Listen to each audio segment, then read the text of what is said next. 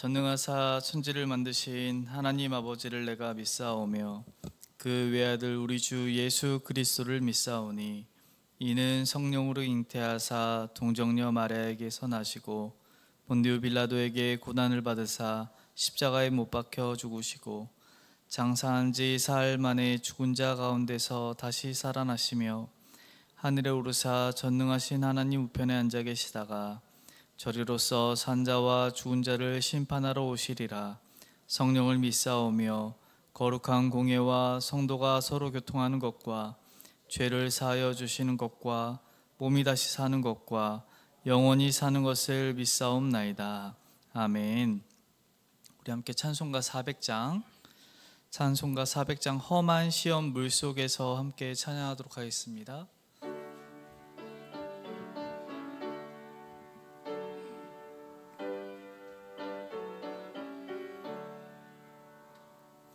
험한 시험 물속에서 나를 건져주시고 노왕 풍랑 지나도록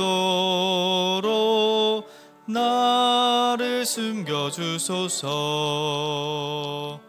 주여 나를 돌보시사 고이 품어주시고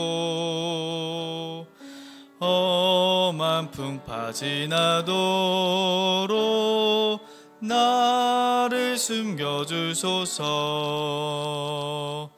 권세 능력 무한하사 모든 시험 이기고 풍랑까지 다스리는 주님 앞에 비오니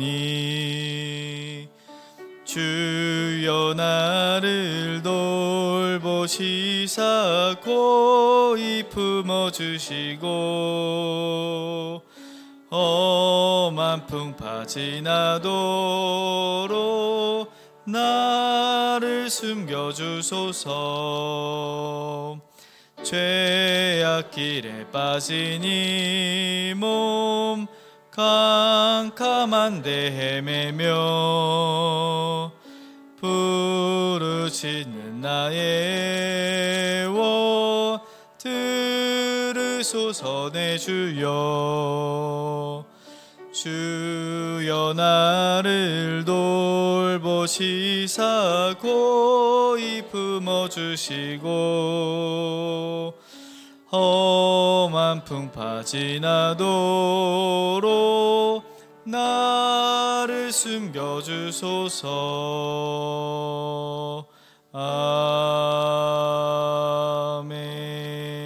아멘. 이 시간 함께 보실 말씀은 예레미야 10장 17절부터 25절까지의 말씀입니다. 예레미야 10장 17절부터 25절까지의 말씀, 저 한 절 여러분 한 절 마지막 절 함께 교독하도록 하겠습니다. 17절입니다. 에워싸인 가운데에 앉은 자여 내 짐 꾸러미를 이 땅에서 꾸리라. 여호와께서 이와 같이 말씀하시되 보라 내가 이 땅에 사는 자를 이번에는 내던질 것이라. 그들을 괴롭게 하여 깨닫게 하리라 하셨느니라. 슬프다 내 상처여 내가 중상을 당하였도다. 그러나 내가 말하노라 이는 참으로 고난이라. 내가 참아야 하리로다. 내 장막이 무너지고 나의 모든 줄이 끊어졌으며 내 자녀가 나를 떠나고 있지 아니하니 내 장막을 세울 자와 내 휘장을 칠 자가 다시 없도다. 목자들은 어리석어 여호와를 찾지 아니하므로 형통하지 못하며 그 모든 양떼는 흩어졌도다. 들을지어다 붓방에서부터 크게 소리가 유다 성읍들을 황폐하게 하여 승냥이의 거처가 되게 하리로다. 여호와여 내가 알거니와 사람의 길이 자신에게 있지 아니하니 걸음을 지도함이 걷는 자에게 있지 아니하리니이다. 여호와여 나를 징계하옵시되 너그러이 하시고 진노로 하지 마옵소서.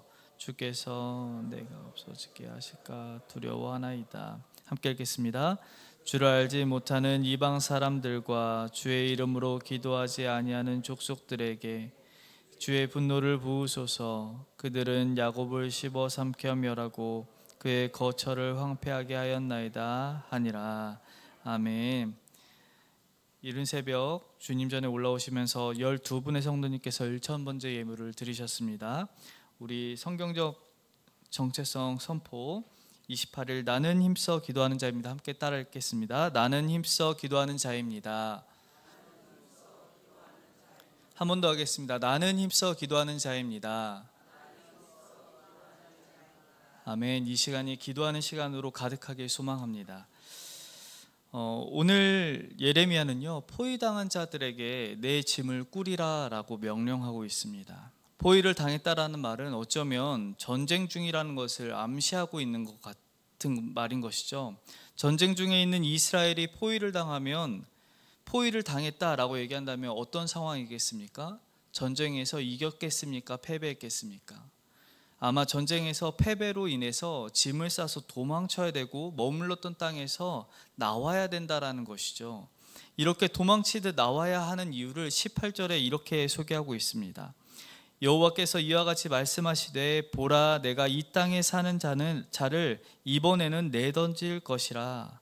무슨 말이겠습니까? 전쟁에서 패배하는 것도, 자신이 머물던 땅에서 도망치듯 짐을 싸서 나가야 하는 이유도 오늘 예레미야는 하나님의 심판이다라고 설명하고 있다는 것이죠. 마치 에덴 동산에서 아담과 하와가 하나님과 잘 교제하다가 죄를 짓고 동산에서 쫓겨나가고 있는 모습을 연상케 하는 모습을 지금 보여주고 있습니다. 이스라엘 백성들이 하나님의 심판으로 자신이 거주하던 이 땅에서, 약속의 땅에서 짐을 싸고 쫓겨나듯 도망가고 있다는 것이죠. 이렇게 하나님께서 심판하는 이유가 무엇이겠습니까? 18절 하반절에 이렇게 얘기합니다. 깨닫게 하리라. 깨닫게 하기 위해. 깨닫게 하기 위해서 이와 같은 일이 일어나고 있다라고 이야기하고 있는 것입니다. 무엇을 깨달아야 되는 것이죠? 이스라엘 백성 안에 내재하고 있는, 내면 안에 숨겨져 있는, 모두가 알고 있지만 쉬쉬하고 있는 숨겨진 죄를 깨닫기 위함이다 라고 이야기하고 있다는 것입니다. 죄가 얼마나 심각했기에 하나님의 심판이 있어야만 깨달을 수 있는 것일까요? 예레미야는 이스라엘 백성들의 죄가 그 심각성을 알리기 위해서 자신이 처한 상황에 대해서 이렇게 얘기합니다. 19절입니다. 슬프다 내 상처여 내가 중상을 당하였도다. 여름철에요, 수많은 벌레들로 곤욕을 치르거든요. 아마 그 중에서 가장 불쾌한, 그리고 참 힘든 벌레가 있다면 아마 모기일 것 같습니다. 제 아들이 어디서 모기에 물렸는지 모르겠는데 허벅지에 엄청 큰 모기 자국이 있더라고요. 그런데 이것을 벅벅 긁으니까 크게 상처가 나는 것이죠. 근데 이런 모기의 상처는 얼마 지나지 않아 없어지는 것입니다. 그러나 오늘 예레미야가 말하는 상처는 모기에 물려서 긁힌 상처가 아니라는 것이죠. 심각한 상황에 처해 있을 만큼 그 상황이 중해서 그 상처의 위중함을 중상이라고 얘기하고 있습니다. 중상은요, 단순히 약으로 치료가 되지 않는 것이죠.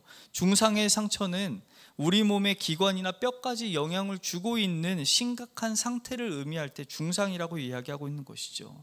그런데 문제는 무엇이겠습니까? 이런 중상을 입고도 자신들이 중상을 입은지 모르고 있는 그 상태가 문제이다라고 얘기하는 것이죠. 지금 생과 사가 오고 가는 절체절명의 위기 속에서 그 위기 가운데 있지만 그 위기를 감지하고 못하고 있는 그 상태가 이스라엘 백성들의 상태이다라고 하는 것입니다. 요즘 마약 몰핀보다 100배 강한 마약성 진통제라고 펜타닐이라는 것을 한 번쯤 들어보셨을 것입니다. 이 미국에서 펜타닐 좀비라는 말이 있을 정도로요, 이 필라델피아 지역의 심각한 문제로 뉴스로 많이 화두되고 했었거든요. 이 펜타닐을 투여하게 되면요, 도파민이 막 쏟아지게 됩니다. 근데 문제는 이 펜타닐 성분이 끝남과 동시에 다른 마약들보다 더 심한 고통이 찾아와서 황급하게 또 이 펜타닐을 투여한다라는 것이죠. 이렇게 펜타닐이 남용되면요, 중추신경계에 손상을 입어서요, 허리도 제대로 못 핀 채 몸이 다 굽어가지고요, 잠을 자는 것도, 그리고 뭐 일상생활을 하는 모든 순간들이 다 몸이 굽은 상태로 있고 이 좀비처럼 기괴한 모습으로 있다라고 해서 좀비 마약으로 불립니다. 중추신경계가 손상되고 몸이 굳어가는 걸 알고 있다면 여러분 어떻게 해야 되겠습니까?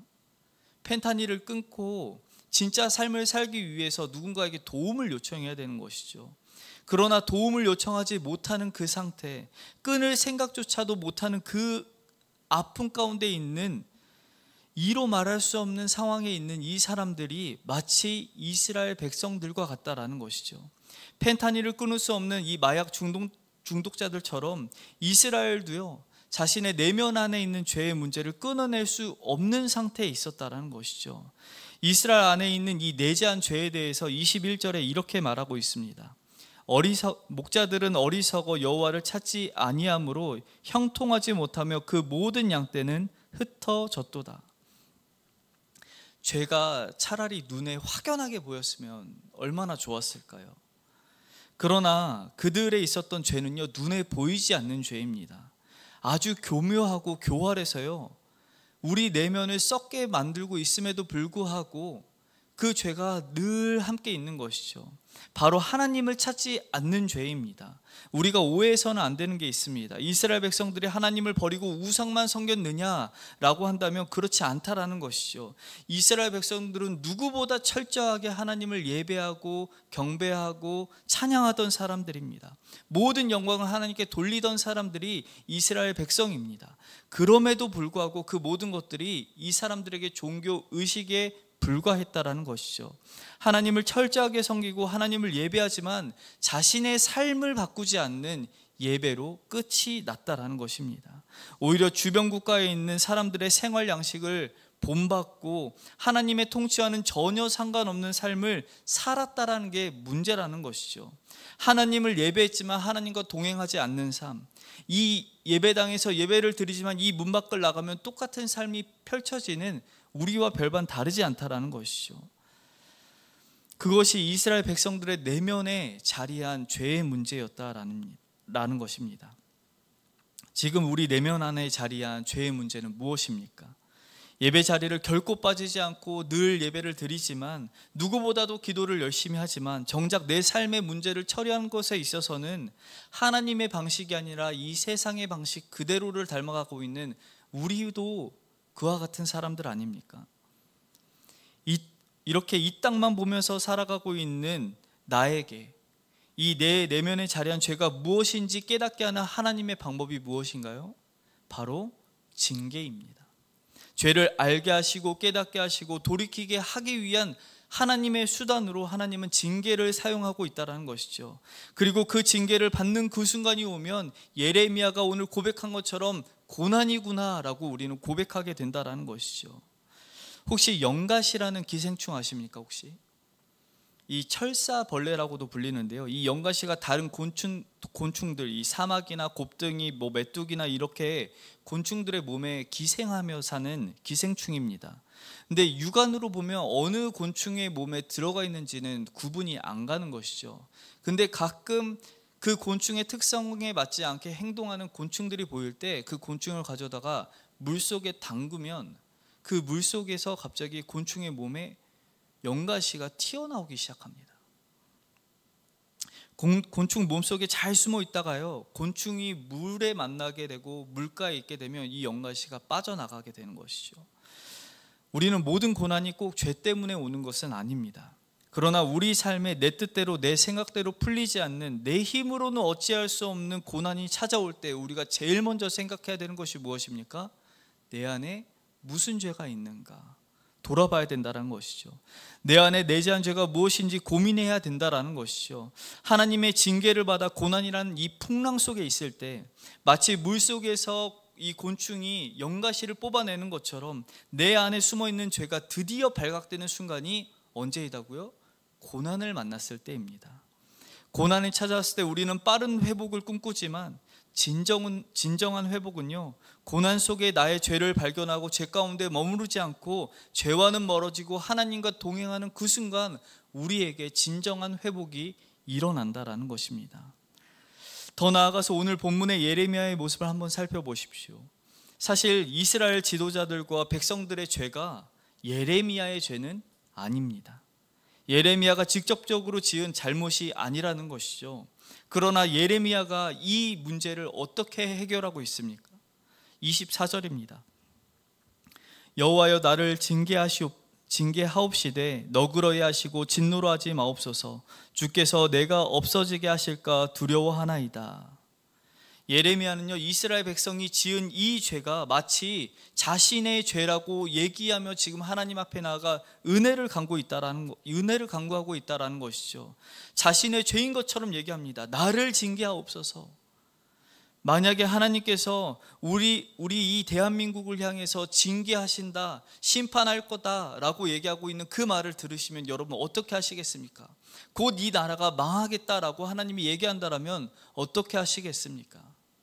제가 고민해 보니까요, 제 대답은 이거였습니다. 도망가야겠는데? 빨리 짐을 싸서 다른 나라로 도망가야지. 이게 우리의 적절한 반응 아니겠습니까? 그런데 예레미야는요, 반드시 이루어질 이 하나님의 엄중한 심판의 내용을 듣고 피해서 도망하는 것이 아니라 그 땅 가운데서 그 백성들과 그 땅을 위해 하나님의 언약을 붙들고 자신의 일처럼 기도하기 시작했다라는 것이죠. 성경에는요, 예레미야 같은 사람들이 곳곳에 포진되어 있습니다. 제 가운데서 하나님의 엄중한 심판을 받고 엄중한 심판을 받고 있는 이스라엘을 향해서 언약을 붙들고 기도했던 느헤미야가 있고요, 더 훨씬 이전에는 소돔과 고모라를 향한 하나님의 확정된 심판 앞에서 하나님의 은혜를 간구하던 아브라함이 있습니다. 그런데 그 이후에 누가 있습니까? 죄악된 세상 한복판으로 들어와서 이 세상 가운데서 우리를 위해 기도하시는 예수 그리스도가 있었다라는 것이죠. 이 성경에 있는 인물들의 공통점은 무엇입니까? 자신들이 지은 직접적인 죄가 아님에도 불구하고 자신의 일처럼 기도하고 하나님의 은혜를 간구하는 자들이었다라는 것이죠. 왜 이런 일을 성경 곳곳에서 기록하고 있을까요? 죄로 물든 이 땅을 사는 그리스도인들이 예레미야 같은 눈물로 기도하는 자가 되길 원하는 하나님의 간절한 소원과 뜻이 이곳에 담겨 있다는 것이죠. 나는 지은 적이 없는 죄, 나와는 상관이 없는 이 세상을 우리가 살아간다 할지라도 이 세상의 부패를 막는 소금과 같은 역할을 우리가 하길 원한다라는 하나님의 뜻이 여기에 오늘 담겨 있다는 것이죠. 하나님께서 하나님의 자비하심을 나타내기 위해서 우리의 기도를 사용하신 줄 믿습니다. 어려운 현실에 여러분 직면하신 분 계십니까? 지금 주님께 은혜를 간구하십시오. 구하고 찾는 자에게 주신다 하신 하나님의 자비로운 은혜를 만나시길 간절히 소망합니다. 뿐만 아니라 하나님의 심판 앞에서도 죄로 물들어가고 있는 이 세상을 보며 자신의 죄로 여기고 나를 징계해달라는 예레미야처럼 이 세상을 위해 간절히 기도하며 하나님의 선하심과 인자하심, 그의 자비를 구하는 우리가 되길 간절히 소망합니다. 사랑하는 제가족 여러분, 성경에는 이미 이 땅을 향한 하나님의 심판의 계획, 확정된 심판의 계획이 이미 다 쓰였습니다. 하나님은 결코 죄에 대해서 간과하시는 분이 아니시라는 것이죠. 반드시 그 죄에 대해 심판하시는 분, 징계하시는 분이 하나님이시다라고 성경이 얘기합니다. 죄가 있는 곳에는 반드시 하나님의 심판이 있다라는 것이죠. 최근에 뉴스를 보면요, 나라 곳곳에서 신음하는 소리가 들립니다.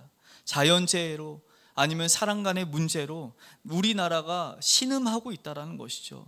이런 신음하는 세상의 소리가 세상 사람들에게는 그냥 아픔이고 슬픔으로 들릴 수 있겠지만 우리는 어떻게 받아들여야 하겠습니까? 우리나라가 신음하고 있는 이 모든 문제를 늘 우리가 기도하기를 원하시는 하나님의 사인으로 받아들여야 한다는 것이죠. 우리의 기도를 통해서 하나님의 자비와 은혜가 흘러가는 줄 믿습니다. 끝으로 소 잃고 외양간 고친다라는 속담이 있습니다. 일이 잘못된 뒤에는 손 쓸 수 없으니 아무 소용이 없다. 손 쓰는 것은 아무 소용이 없다라는 속담이죠. 세상에 이렇게 아픔이 많고 슬픔이 많은데 이제 와서 기도한들 무슨 소용이 있는가 라고 얘기할 수 있겠습니다. 그러나 소 잃고 외양간 고쳐야 합니다. 비록 소를 잃었을진 모르지만 외양간을 고침으로 그 외양간을 다시 채우시고 소를 다시 보내주시는 하나님의 은혜가 이 시간 가운데 임하길 간절히 소망합니다. 우리 가정과 직장, 사업장, 우리의 자녀, 우리나라를 위해서 기도한 일이 결코 늦지 않았습니다. 예레미야 같이 하나님의 마음을 품고 오늘도 기도하시는 우리 제일가족들이 되길 간절히 소망합니다. 함께 기도하겠습니다. 하나님 아버지, 이 험한 세상 살아가다 세상 돌아보니 내 안에도 하나님을 찾지 않는 죄가 있는데 많은 세상 사람들이 하나님 없이 살아가는 죄를 우리가 바라봅니다. 주님, 하나님과 동행하는 삶을 우리가 살아갈 수 있도록 인도하여 주시고 하나님을 구하고 찾는 자에게 은혜를 베푸시는 그 하나님을 우리가 만날 수 있도록 인도하여 주시옵소서. 더 나아가 주님, 우리가 예레미야처럼 기도하길 원합니다. 이 세상에 많은 죄를 가지고 아버지 기도했던 신앙의 선조들처럼 우리도 이 세상 가운데 하나님의 은혜와 자비를 놓고 기도하오니 주님, 우리의 기도를 들으시고 이 땅에 신음하는 모든 소리가 하나님에게 상달되어 하나님께서 베푸시는 은혜를 맛보는 은혜의 해가 되어질 수 있도록 은혜 베풀어 주시옵소서. 사랑하는 주님, 이 새벽에 함께 기도하러 나온 이 자리에 아버지 잊지 아니하고 주님께 마음을 담아 예물을 드린 주의 자녀들이 있습니다. 사랑하는 주님, 주의 자녀들이 드린 이 예물 가운데 그 마음을 받아주시고 흠양하여 주시되 기도하는 모든 소원들이 주님의 뜻 안에서 속히 이루어지는 역사를 만나게 인도하여 주시옵소서. 사랑하는 주님, 이 새벽에도 신음하며 아파하는 우리 교회 환우들이 있습니다. 주님, 환우들을 돌보시고 아버지 아픈 곳 한 구석 한 구석 뼈 마디마디마다 주님의 손길이 있을 수 있도록 은혜 베풀어 주시옵소서. 주님께서 그렇게 우리와 함께 계실 걸 믿고 감사드리며 예수님의 이름으로 기도드립니다. 아멘. 하늘에 계신 우리 아버지여, 이름이 거룩히 여김을 받으시오며 나라의 임하옵시며 뜻이 하늘에서 이룬 것 같이 땅에서도 이루어지리이다. 오늘날 우리에게 일용할 양식을 주옵시고 우리가 우리에게 죄 지은 자를 사하여 준 것 같이 우리 죄를 사하여 주옵시고 우리를 시험에 들게 하지 마옵시고 악에서 구하옵소서. 대개 나라와 권세와 영광이 아버지께 영원히 있사옵나이다. 아멘.